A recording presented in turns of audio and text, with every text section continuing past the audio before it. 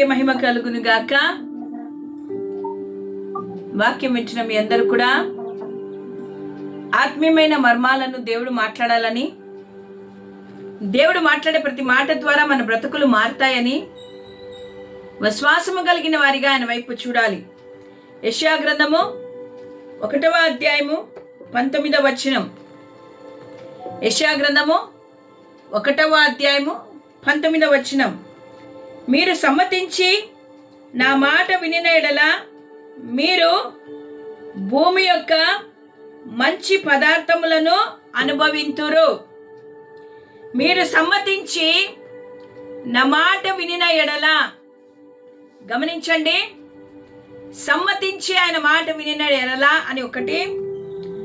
మరి 20వ వచనంలో సమ్మతింపక తిరుగుబడిన ఎడల. 2 ఆప్షన్స్ ఈ ఉదయకాలం దేవుడు మనకిస్తూ ఉంటున్నాడు. సమ్మతించి ఆయన మాట వింటే భూమి యొక్క మంచి పదార్థములను అనుభవించే భాగ్యాన్ని దేవుడు మనకిస్తాడు. సమ్మతింపక తిరిగినడల నిశ్చయముగా మీరు ఖడ్గము పాలగుదురు. నా ప్రియమైన దేవుని బిడ్డలారా, ఇశ్రాయేలు ప్రజల ఉద్దేశించి, యెరూషలేమును గురించి, యూదాను గురించి దేవుడు ఆమోసు కుమారుడైన యెషయాకు దర్శనము ద్వారా ఈ మాటలను మాట్లాడుతూ ఉంటున్నాడు. ఇశ్రాయేలు ప్రజలు దేవునికి తిరుగుబాటు చేసి దేవుని ఆజ్ఞలకు లోబడుకోకుండా, వారు దేవుని మాటలకు విధేయత చూపకుండా, వారి యొక్క ఆలోచనలు, వారి యొక్క క్రియలు, ఇష్టానుసారమైన జీవితాన్ని వారు జీవిస్తూ ఉండగా, దేవుడు వారిని గురించి ఉద్దేశించి మాట్లాడుతూ యెషయాకు ఆయన దర్శనము ద్వారా కనబడి ఈ మాటలన్నీ పలుకుతూ ఉన్నాడు. దేవుడు అంటున్నాడు, వారు పాపము చేసి మార్గమును తప్పి ఉన్నారు. వారు దేవుని యొద్దకు వచ్చి వివాదము తీర్చుకుందాం అనుకుంటున్నారు. అట్లాంటి వారితో ఆయన అంటున్నాడు, మీరు సమ్మతించి నా మాట వినినడలా. అంటే వారు దేవుని మాట వినుకోకుండా ఉన్నారు కాబట్టి ఈ మాటను ఆయన మాట్లాడుతూ ఉంటున్నాడు. ఈ ఉదయకాలమున మనము కూడా సమ్మతింపక ఆయన మాట వినుకోకుండా మనం వెళ్ళిపోతున్నామేమో. 2 చాయిస్ ఉన్నాయి మన ఎదురుగా. ఒకటి సమ్మతించేది, ఒకటి సమ్మతించుకోకుండా ఉండేది. ఎప్పుడైతే మనము దేవుని నమ్మిక ఉంచి ఆయన మాటకు లోబడతామో, ఆయన మార్గంలో నడుస్తామో, ఆయన చిత్త ప్రకారంగా ఉంటామో, ఆయన ఏది చేయమంటే అది చేస్తామో, అప్పుడు మనము ఆశీర్వాదకరమైన జీవితాన్ని మనము జీవించగలుగుతాం. ఈ రోజుల్లో మనము లోకమును చూస్తూ, లోకాశల వైపు చూస్తూ, లోకంలో ఉంటున్నవన్నీ అనుభవించాలనే ఆశతో దేవుని వదిలిపెట్టి, దేవునికి ఇవ్వవలసిన సమయం దేవునికి ఇవ్వకోకుండా, దేవునితో సహవాసము చేయకోకుండా తిరుగుబాటు చేస్తూ ఒకవేళ మనము జీవిస్తున్నట్టయితే ఉదయకాలమున దేవుడు నీతో నాతో మాట్లాడుతున్నాడు. జాగ్రత్త. 2 చాయిసెస్ నీలో ఉన్నాయి. ఆ 2 చాయిసెస్ ఏది నువ్వు తీసుకున్న నిర్ణయము, దాని యొక్క పరిణామాలు తప్పవు. మంచి కావచ్చు, చెడు కావచ్చు. ఏ మార్గమును నువ్వు ఎన్నుకొచ్చున్నావు, నిన్ను నువ్వు ఆలోచించుకో. ఒకవేళ నీకు ముందుగా పరిణామాలు తెలియవు, నువ్వు అన్ని ఊహించుకుంటూ ఉన్నావు. ఏ మార్గంలో వెళ్తే ఏమవుతుందో, ఏ పరిస్థితి నీకు ఎదురవుతుందో, ఏది నువ్వు ఎదుర్కొంటావో నీకు తెలియదు. కాబట్టి నా ప్రియ దేవుని బిడ్డలారా, దేవుని యొక్క మార్గంలో మనం నడవాలని ఆయన కోరుకుంటూ ఉన్నాడు. ద్వితీయోపదేశ కాండములో మోషే ఇశ్రాయేలు ప్రజలతో చెప్తూ ఉంటున్నాడు, ఒకటి, మీరు జీవమునైనా కోరుకోండి, లేక నువ్వు మరణమైనా కోరుకో, ఏదో ఒకటి చేయంతే, కానీ నువ్వు జీవమునే కోరుకుని ఆ మార్గంలో నువ్వు వెళ్ళు అంటున్నాడు. ఇశ్రాయేలు ప్రజలు తిరుగుబాటు చేస్తున్నప్పుడు మరి యెహోషువ వారితో ఒక మాట అంటున్నాడు. ఒక అవకాశం వచ్చింది నిర్ణయం తీసుకోవడానికి, ఏ మార్గంలో వెళ్ళాలో ఏమి చేయాలో అని బోల్డ్ డిసిషన్ తీసుకోవడానికి యెహోషువ ఒక మాట అంటున్నాడు. యెహోషువ గ్రంథం 24వ అధ్యాయము 15వ వచనములో, యెహోవాను సేవించుట మీ దృష్టికి కీడని తోచినడలా మీరు ఎవరిని సేవించుదురో, నది అద్దరిన మీ పితరులు సేవించిన దేవతలను సేవించుదురో, అమోరీల దేశమున మీరు నివసించుచున్నారే వారి దేవతలను సేవించుదురో, నేడు మీరు కోరుకొనుడి. ఈరోజు 2 మార్గాలు నీ ఎదుట ఉన్నాయి, ఏది కావాలో నువ్వు కోరుకో అని ఇశ్రాయేలు ప్రజలతో అంటూ, మీరెవరిని సేవింప కోరుకొనినాను, మీరు ఎవరిని సేవిస్తారో నాకైతే తెలియదు, కానీ నేనును నా ఇంటి వారును యెహోవాను సేవించెదము. ఎంత గొప్ప నిర్ణయము! నేను నా దేవుడైన యెహోవాను మాత్రమే నేను సేవిస్తాను, ఆయనను మాత్రమే సేవించి ఆయనను మార్గంలో నడవడానికి నేను సమ్మతిస్తూ ఉంటున్నాను. నేను మనుషుల గురించి నేను ఆలోచించడం లేదు. నాకు మీరు ఏ రకంగా మీరు జీవిస్తారో నాకు తెలియదు. అన్యుల దేవతలను మీరు పూజిస్తారో, అన్యుల మార్గంలో మీరు నడుస్తారో నాకైతే తెలియదు, కానీ ఇదిగో నేనును నా ఇంటి వారును జీవము కలిగిన దేవుణ్ణి, అద్భుతాలు చేసే దేవుణ్ణి, ఆశ్చర్య కార్యాలు చేసే దేవుణ్ణి, పాపము నుండి విడిపించే దేవుణ్ణి, బంధకముల నుంచి విడిపించిన దేవుని మాత్రమే మేము సేవిస్తామని ఎంత గొప్ప నిర్ణయాన్ని యెహోషువ తీసుకున్నాడు కదా. ఈరోజు మీరు కూడా, మనమందరము కూడా యెహోషువ లాగా మనము నిర్ణయాలు తీసుకొని ఏ రకమైన జీవితాన్ని మనము జీవించాలో నిర్ణయం మన చేతుల్లో ఉంది. సమ్మతించి ఆయన మార్గంలో మనము నడిచినట్లా మనకు జీవము కలుగుతుంది. భూమి మీద మంచి పదార్థములను అనుభవించుటకు దేవుడు కృపను చూపించే దేవుడు ఇచ్చున్నాడు. కేవలము శారీరకమైన పదార్థములు కాదు, కానీ ఆత్మీయమైన జీవితంలో కూడా మంచివి మనం అనుభవించినట్టుగా దేవుడు మనకు సహాయం చేస్తాడు. రోమీయులకు రాసిన పత్రిక 8వ అధ్యాయము 5 నుంచి 8 వచనాల వరకు చదువుకుంటే మనము దేనిని వెంబడించాలని ఆశపడుతున్నాం ఒక్కసారి మనం చూసుకుందాం. 2 చాయిస్ మన ఎదురుగా ఉన్నాయి. ఒకటి శరీరానుసారము, రెండవది ఆత్మానుసారము. శరీరానుసారులు శరీర విషయముల మీద మనస్సుంతురు, ఆత్మానుసారులు ఆత్మ విషయముల మీద మనస్సుంతురు. ఈరోజు నీ మనస్సు దేని మీద ఉంది? శరీరానుసారమైన మనస్సు మరణము. గుర్తుపెట్టుకోండి, నువ్వు శరీరాన్ని అనుసరించి నడుచుకున్నట్టయితే, శరీరాన్ని సంబంధించి నువ్వు నడుచుకున్నట్టయితే, శరీర క్రియలు నీలో ఉన్నట్టయితే అది మరణమే. ఆత్మానుసారమైన మనస్సు జీవమును సమాధానమునై ఉన్నది. అదే నువ్వు ఆత్మానుసారంగా నువ్వు జీవించినట్టయితే అది నీకు జీవమును సమాధానమును కలుగజేస్తుంది. ఎలైనగా శరీరానుసారమైన మనస్సు దేవునికి విరోధమై ఉన్నది. ఈరోజు నువ్వు శరీరానుసారంగా నువ్వు జీవిస్తున్నట్టయితే నీ మనస్సు దేవునికి విరోధముగా పనిచేస్తూ ఉంది. నువ్వు అనుకుంటున్నావు నేను దేవుని మాటలు వింటున్నాను, దేవుని వాక్యాన్ని చదువుతున్నానని, కానీ నువ్వు శరీరానుసారముగా నీ శరీరము చెప్పినట్టుగా నువ్వు నడుస్తున్నావు కాబట్టి నువ్వు దేవునికి విరోధి. అది దేవుని ధర్మశాస్త్రమునకు లోబడదు. శరీరానుసారమైన క్రియలు దేవుని వాక్యానికి లోబడవు, ఎంత మాత్రము లోబడనేరదంట. హల్లెలూయా.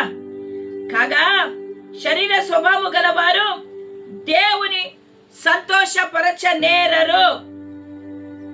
మీరు శరీరానుసారంగా జీవించాలనుకొని ఆ చాయిస్ మీరు తీసుకున్నట్టయితే అది ఎప్పటికీ కూడా నువ్వు దేవుణ్ణి సంతోషపరచలేవు.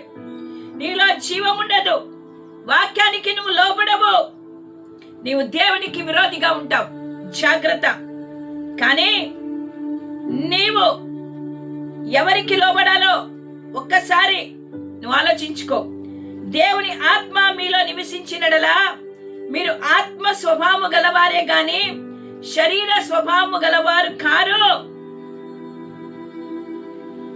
మీరు ఆత్మ మీలో నివసించిన ఎడల, పరిశుద్ధాత్ముడు మీలో నివసించినడలా మీరు ఆత్మ స్వభావము గలవారే గాని శరీర స్వభావము గలవారు కారు. నిర్ణయం నీ చేతుల్లో ఉంది. డిసిషన్ నువ్వు తీసుకోవాలి. యెహోషువ తీసుకున్నట్టుగా, నాకు ఈ లోకముతో సంబంధం లేదు, ఈ శరీరముతో నాకు అవసరం లేదు, శరీరానుసారమైనది నాకొద్దు, ఆత్మానుసారమైన జీవితం నాకు కావాలని నిర్ణయం నువ్వు తీసుకోవాలి. హల్లెలూయా. మరి అదే రీతిగా నా ప్రియమైన దేవుని బిడ్డలారా, గలతీయులకు రాసిన పత్రిక 5వ అధ్యాయము 16వ వచనము నుంచి 18వ వచనము కూడా, ఆత్మానుసారముగా నడుచుకొనుడి, అప్పుడు మీరు శరీరేచ్ఛలను నెరవేర్చరు. నీ శరీర కోరికలను, ఇచ్ఛలను నువ్వు తీర్చుకోవాలి అనుకుంటున్నావేమో, వద్దనుకుంటున్నావేమో. నీ శరీర కోరికలను జయించాలంటే నువ్వు ఆత్మానుసారముగా నువ్వు నడుచుకోవాలి. శరీరము ఆత్మకు, ఆత్మ శరీరమునకు విరోధముగా అపేక్షించును. ఎప్పుడు కూడా మనలో ఒక పోరాటము. లోపల మన ఆత్మలో పరిశుద్ధాత్మ దేవుడు మాట్లాడినప్పుడు శరీరము దానికి ఒప్పుకోదు. శరీరము ఆత్మ రెండు ఎప్పుడు కూడా విరోధముగా పనిచేస్తాయి. కాబట్టి నా ప్రియమైన వాళ్ళరా, మీరు ఆ ఆత్మ చేత నడిపింపబడిన ఎడలా ధర్మశాస్త్రమునకు లోనైన వారు కారు. ఆత్మానుసారముగా నువ్వు జీవించకపోతే, వాక్యానికి నువ్వు లోబడకపోతే, ఆత్మ పరిశుద్ధాత్మకు నువ్వు లోబడకపోతే, నువ్వు వాక్యానుసారంగా నడవకపోతే నువ్వు దేవునికి ఇష్టడవు కాదు. ధర్మశాస్త్రమును నెరవేర్చలేకపోతావు, వాక్యానికి లోబడలేకపోతావు. ఈరోజు నిర్ణయం నీ చేతుల్లో ఉంది. ఏది నీకు కావాలి? జీవము కావాలా, మరణము కావాలా? సమ్మతించిన ఎడల మంచి పదార్థములను నువ్వు అనుభవించబోతూ ఉంటున్నావు. మేలైన వాటిని నువ్వు పొందుకొని పోతూ ఉంటున్నావు. దేవుడు సమస్తాన్ని నీకు ఇవ్వబోతూ ఉంటున్నాడు. కానీ అదే నువ్వు సమ్మతింపక, దేవుని దృష్టిలో నువ్వు నీకు ఇష్టానుసారమైన, శరీరానుసారమైన క్రియలను చేస్తూ లోకానుసారమైన పద్ధతుల్లో నువ్వు జీవిస్తున్నట్టయితే, ఇదిగో దేవుని ఉగ్రత నీ మీదికి రాబోతుంటుంది. హల్లెలూయా. నా ప్రియమైన దేవుని బిడ్డలారా, ఈ ఉదయ కాలమున మరి యొక్క అవకాశాన్ని దేవుడు మనకి ఇస్తూ ఉంటున్నాడు. మనం మారాలని ఆయన కోరుకుంటున్నాడు. జీవ మార్గంలో నడవాలని ఆయన ఆశపడుతుంటున్నాడు. ఆయన మాటలకు సమ్మతించే వారిగా మనం ఉండాలని ఆయన ఆశపడుతూ ఉంటున్నాడు. ఈరోజు నువ్వు సమ్మతిస్తున్నావా? దేవుని మాటకు విధేయత చూపుతున్నావా? దేవుని మాటకు లోబడుతున్నావా? దావీదు భక్తుడు మరి కీర్తనల గ్రంథం 25వ అధ్యాయం 12వ వచనములో, యెహోవా యందు భయభక్తులు గలవాడెవడో వాడు కోరుకొనవలసిన మార్గము ఆయన వానికి బోధించును. నువ్వు నడవలసిన మార్గము ఏదో, నువ్వు దేవుని యందు భయభక్తులు కలిగిన ఎడల, దేవునితో సహవాసము కలిగి, దేవుడు ఉన్నాడనియు ఆయన కార్యాలు చేస్తాడనియు విశ్వాసము కలిగి, భయముతో భక్తితో నువ్వు ఉన్నట్టయితే, వాడు కోరుకునవలసిన మార్గము ఆయన వానికి బోధించును. ఈరోజు నువ్వు కన్ఫ్యూజన్ లో ఉన్నావు. నువ్వు డిసిషన్ సరిగ్గా తీసుకోలేకపోతుంటున్నావు. ఏ మార్గంలో నడవాలో నీకు తెలియకపోతూ ఉంది. ఇదిగో ఆయన నీకు ఏ మార్గము కూడా నువ్వు వెళ్ళాలో నీకు బోధించి సహాయము చేసే దేవుడు అయిచున్నాడు. నా ప్రియమైన వాళ్ళారా, మనమందరము కూడా జీవమును, ఆశీర్వాదమును కావాలని మనం కోరుకుందాం. నిర్ణయము నీ చేతుల్లో ఉంది. అది ఈరోజో రేపో, ఏ క్షణమో ఏ నిమిషమో నిర్ణయము నువ్వు తీసుకో. హల్లెలూయా. డిఎల్ మూడీ అనే ఒక భక్తుడు ఒక మాటను అన్నాడు. ఒకటి, నువ్వు ఆయన రిసీవ్ చేసుకోవాలి, లేకుంటే ఆయన రిజెక్ట్ చేయాలి. ఒకవేళ నువ్వు ఆయన రిసీవ్ చేసుకుంటే పరమందు దేవుడు నిన్ను రిసీవ్ చేసుకుంటాడు. ఒకవేళ ఇక్కడ ఆయన నిన్ను రిజెక్ట్ చేస్తే అక్కడ ఆయన నిన్ను రిజెక్ట్ చేస్తాడు. కాబట్టి నీవు దేవుణ్ణి అడుగు, దేవా నేను ఏ మార్గంలో వెళ్ళాలో నాకు నువ్వు బోధించి సహాయం చేయయ్యా, సరి అయిన నిర్ణయం తీసుకోవడానికి నాకు సహాయం చేయి అని అడుగుతూ ఆయన సన్నిధిలో నువ్వు కనిపెట్టినప్పుడు ఒక మెల్లనైన స్వరము ద్వారా ఆయన నీతో మాట్లాడతాడు. పరిశుద్ధాత్మ దేవుడు నీకు మార్గమును బోధిస్తాడు. నీ యొక్క హృదయ వాంఛలను ఎరిగిన దేవుడు నీకు సహాయం చేస్తాడు, నీతి మార్గములో నేను నడిపిస్తాడు. కాబట్టి మనము ఆయన మాటకు సమ్మతిస్తాం, ఆయన మాట విందాం. ఎంతో మంది మాటలు వింటూ ఉన్నాము కదా, ప్రయోజనం ఏమైనా మనకు వచ్చిందా? లేదు కదా. జీవము కలిగిన దేవుని మాటలు మనం విందాం, ఆయన మాటలకు సమ్మతిస్తాం. మంచి పదార్థములను, మంచి ఇక చెడు అనేది మన జీవితంలో లేకుండా ప్రతిదీ మంచి దానిని దేవుడు మనకు అనుగ్రహించి మనము వాటిని అనుభవిస్తాం. చాలా మందికి మంచి పదార్థాలు ఉంటాయి కానీ వాటిని అనుభవించడానికి అవకాశం ఉండదు. ఉదాహరణకు డబ్బుంది, ఐశ్వర్యం ఉంది, మంచి ఇండ్లు ఉన్నాయి, కానీ సరైన తిండి తినలేరు. మంచి ఇల్లుంది, మంచి బెడ్ ఉంది, నిద్ర రాదు. మందులేసుకుంటే తప్ప నిద్ర రాదు. డబ్బున్నాయి, ఐశ్వర్యం ఉంది, పేరు ప్రఖ్యాతలు ఉన్నాయి, కానీ గర్భఫలము లేదు. కానీ నా ప్రియమైన దేవుని బిడ్డలారా, ఎవరైతే దేవుని నమ్ముకుంటారో, ఆయన మార్గంలో నడుస్తారో, ఆయన మాట వింటారో, ఆయనకు సమ్మతిస్తారో, మంచి వాటిని అనుభవిస్తామంట. అనుభవిస్తాం. ఏదైతే మన ముందుదో దాన్ని అనుభవిస్తాం. అట్టి కృపను దేవుడు తన బిడ్డలకు మాత్రమే ఇచ్చాడు. ఈరోజు నీకు నాకు అట్టి అవకాశాన్ని దేవుడు ఇవ్వాలని ఆశపడుతూ ఉండగా దేవుని వైపు మనం చూద్దామా? కళ్ళు మూసుకున్నట్టయితే ప్రార్థన చేద్దామా? పరిశుద్ధుడు, ప్రేమ కలిగిన దేవా, నీ నామమునకు స్తోత్రాలు. భూమి యొక్క మంచి పదార్థములను మేము అనుభవించాలంటే నీ మాటకు సమ్మతించి నీ మాటను విని ఆ మార్గంలో మేము నడవాలని నువ్వు మాతో మాట్లాడుతున్నావు. ఈరోజు మేము ఏ రీతిగా ఉన్నది మాకు మాత్రమే తెలుసు. పర్సనల్ గా ప్రభా మమ్మల్ని సరిచేయండి నైనా. మేము శరీరానుసారముగా లోకానుసారమైన పద్ధతులను అనుభవంలో పడి వెళుతూ ఉంటున్నామయ్యా నైనా. శరీరానుసారమైన వాడు శరీరానుసారమైన వాటిని గురించి ఆలోచిస్తాడు, కానీ ఆత్మానుసారుడు ఆత్మ విషయంలో ఆలోచిస్తారు. ఈరోజు ఆత్మానుసారులుగా, ఆత్మపూర్ణులుగా జీవమును గురించి, జీవపు మార్గమును గురించి నైనా, ఇదిగో నైనా మీరు చేసే వాటిని గురించి మేము ఆలోచించడానికి మాకు సహాయం చేసి సమ్మతించి నైనా మీ మాట విని మేము ఆ మార్గంలో నడవడానికి మీ కృపను మాకు అనుగ్రహించండి. విత్తబడిన వాక్యము ఫలించుటకు, అనేకులకు ఆశీర్వాదకరంగా, దీవెనకరంగా ఉండినట్టుగా సహాయం చేయమని యేసు నామములో అడుగుతున్నాము తండ్రి. ఆమేన్. హల్లెలూయా.